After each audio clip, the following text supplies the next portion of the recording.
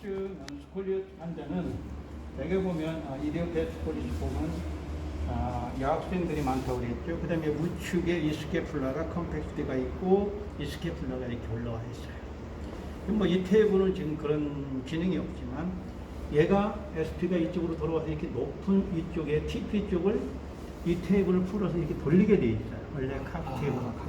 돌려서 높은 거를 이쪽 낮은 쪽에 높은 쪽하고 같은 레벨이 됐을 때 잠궈버리는 거예요. 약을 거는 거죠. 그러면 보통 이쪽에 컴팩스가 있고 럼바는 이쪽에 왼쪽으로 이런 컴팩스가 또 이렇게 지나가요. 그랬을 때 여기는 컴팩스가 이쪽에 있으니까 얘를 돌려놓고 그 다음에 이거 레터널 풀나요? 풀어서? 풀었어요. 풀어보세요. 풀어서 이 컴팩스를 컨캡으로 만들어요. 이렇게. 그리고 잠궈버리는 거죠. 자, 그 다음에 이제 여기서 플렉션을 하는 거죠.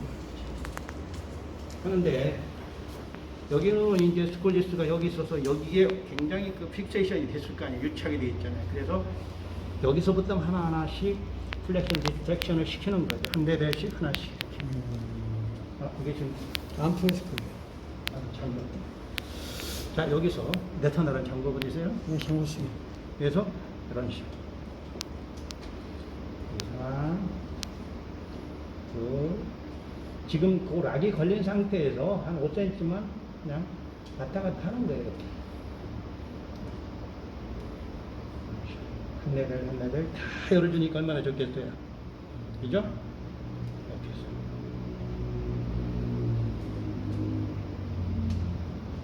그래서 T12, L1, L2까지만 해주시면 돼요. 그리고 또 올라가는 거예요, 또. 이런 식으로. 그렇게 한 5분만 하신다는 게 아니, 이거는 충만증. 오래 5분 이상 해주는 거죠. 이건 디스크 환자 얘기한 거고요, 급성. 이거는 뭐 유착이니까 그만 해줘도 돼요. 자, 그 다음에 이제 우리가 레터날 풀어서 레터날도 하는 겁니다. 이렇게. 지금 레터날이 이런 식으로 플렉션 된 데서 이렇게. 충만증도 그렇게 생각을 해야 되는 거냐? 다 해줘야 돼요. 관절이 다. 측만증은, 스콜리스 환자는 뭐예요? 고착화돼가지고 그냥 결심만 되는 거잖아요. 막 굳어버리잖아요. 그래서 자꾸, 풀어주는 운동을 해줘야 돼요. 모빌라이션을 통해서 이렇게 열어주는 거죠.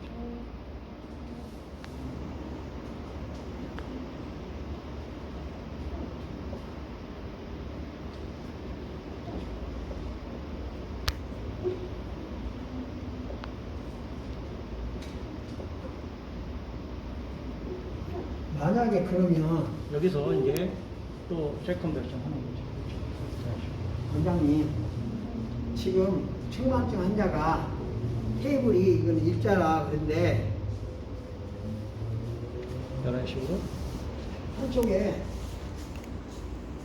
측만증 높이 맞추고 그어주면 안 되나? 좀 이따 그 설명드릴게요. 끝난 다음에 올라가면서 또 반대로. 아까 같이 그 뭐야